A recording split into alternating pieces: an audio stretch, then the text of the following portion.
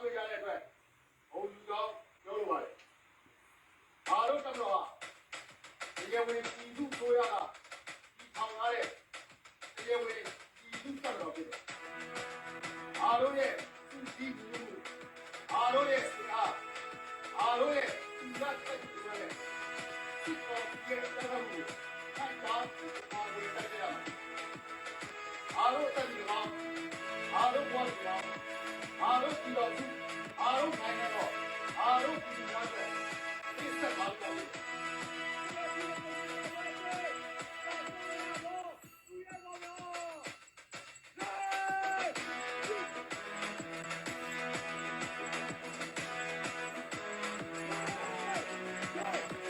ီကောင်ဝေးကြတော့